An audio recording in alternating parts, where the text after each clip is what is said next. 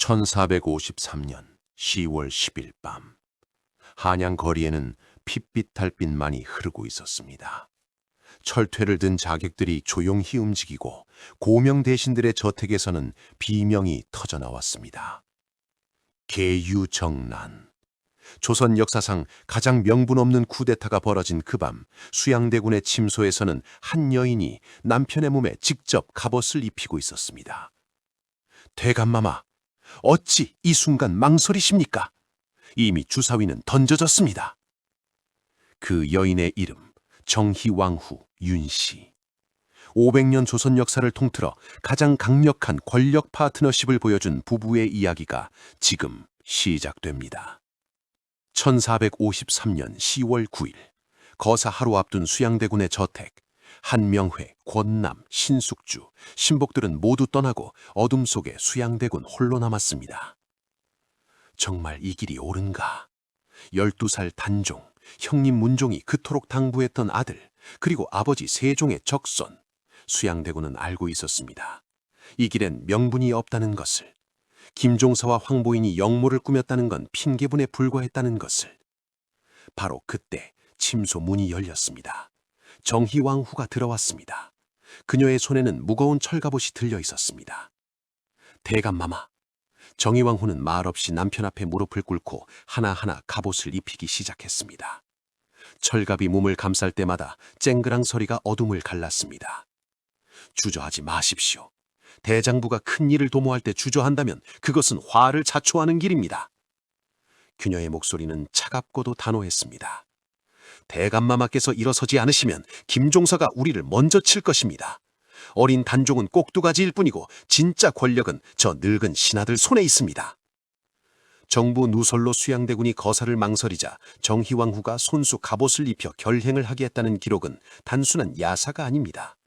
정희왕후는 계유정난의 공동기휘자였습니다. 수양대군이 호랑이였다면 정희왕후는 그 호랑이를 풀어준 조련사였던 것입니다. 1453년 10월 10일 밤, 한양 거리에는 핏빛 달빛만이 흐르고 있었습니다. 갑옷을 입은 수양대군이 움직였습니다. 좌의정 김종서의 저택. 대감, 급히 의논드릴 일이 있어옵니다. 수양대군은 집 안으로 들어가지 않고 대문 밖에 섰습니다. 미리 준비한 가짜 편지를 김종서에게 건넸습니다. 김종서가 편지를 달빛에 비춰보는 순간 수양대군의 신호를 받은 총 이모운이 철퇴로 김종서를 내리쳤습니다. 쾅!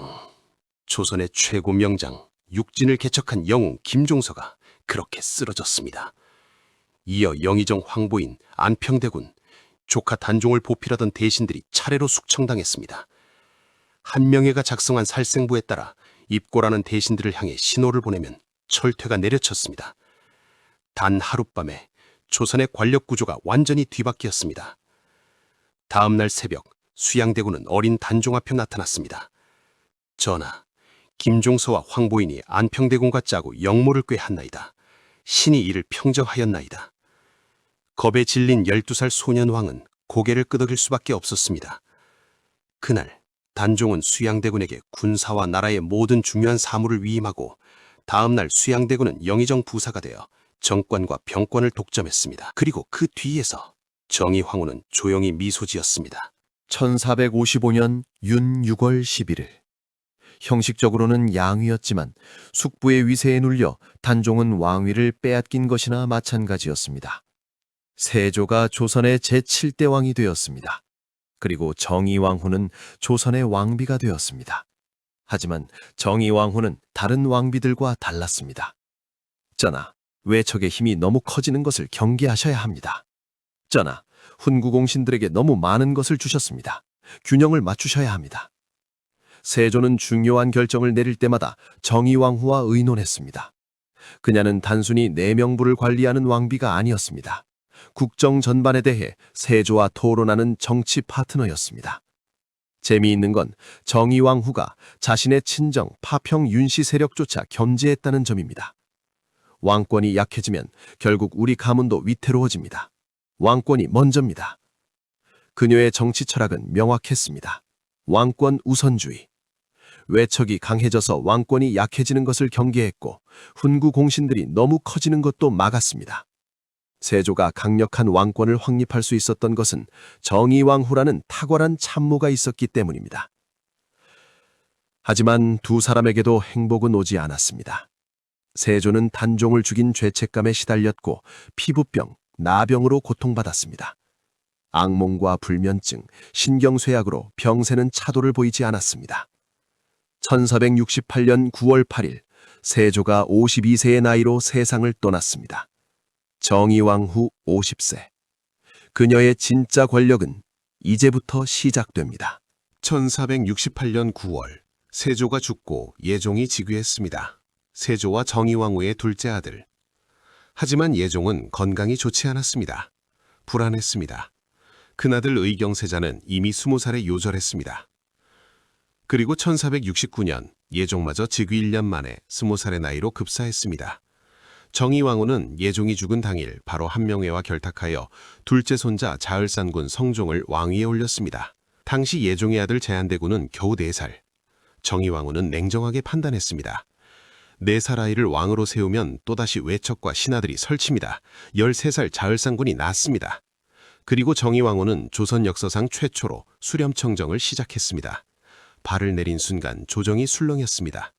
대왕대비마마께서 발을 내리시다니 여인이 어찌 정사해. 하지만 정의왕후는 흔들리지 않았습니다. 선비들이여, 내가 그를 모른다고 생각하는가? 내가 정사를 모른다고 생각하는가? 과단성 있는 성격과 훌륭한 정치적 감각 덕분에 조정은 평화로워 안정기를 구가했습니다. 정의왕후의 수렴청정 스타일은 명확했습니다. 첫째, 왕권 강화. 13살 성종이 힘을 키울 수 있도록 훈구 대신들을 적절히 견제했습니다. 둘째, 살인파 등용. 새로운 세력을 끌어들여 훈구 공신들과 균형을 맞췄습니다. 셋째, 냉혹한 결단.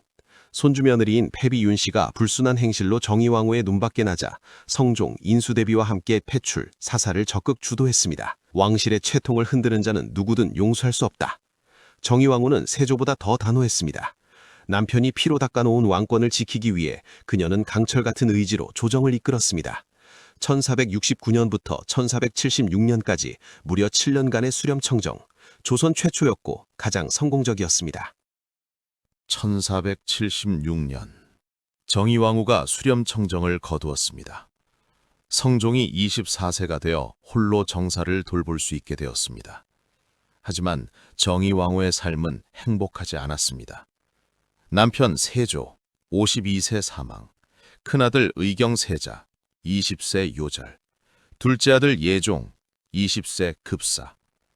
그녀는 자칫 혼란에 빠질 조선을 큰 결단을 내려 비교적 안정적인 정국을 맞았지만 개인으로서는 불행히도 죽기 전 세 자식을 모두 앞세웠습니다. 1483년 3월 30일 정의왕후가 온양행궁에서 65세를 일기로 세상을 떠났습니다. 그녀의 능은 남편 세조 곁 광릉에 안장되었습니다. 동원 이강, 같은 언덕이지만 다른 봉분, 죽어서도 나란히 하지만 각자의 자리를 지키는 형태. 이것이 세조와 정의왕후의 관계를 상징하는 것 같습니다. 함께했지만 각자 독립적이었던, 사랑했지만 그보다 권력을 선택했던. 세조와 정의왕후. 이들은 서로의 사생활에 집착하는 부부의 세계가 아니었습니다. 공동의 목표를 향해 달리는 권력의 세계를 함께 구축했습니다.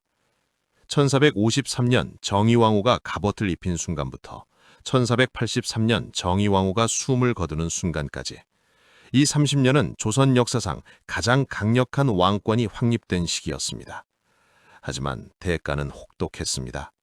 단종의 죽음, 사육신의 피, 세조의 고통, 그리고 정의왕후의 고독. 강한 남성 권력 뒤에는 늘 그만큼 강한 조력자가 존재한다. 이 말은 오늘날에도 유효합니다. 정치 권력의 뒤에는, 기업 경영의 뒤에는, 때로는 범죄 조직의 뒤에도 보이지 않는 파트너가 있습니다. 여러분은 오늘날의 리더십에서 누구의 그림자를 보고 계신가요? 세조의 강력함 뒤에 정의왕후가 있었듯이 지금 우리가 보는 권력의 뒤편에도 또 다른 정의왕후가 있을지 모릅니다. 권력은 결코 혼자 만들어지지 않습니다. 여의톡톡, 오늘은 조선 최강의 권력 부부 세조와 정의왕후의 이야기를 다뤄봤습니다.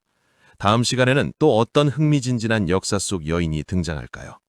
구독과 좋아요, 알림 설정 부탁드립니다.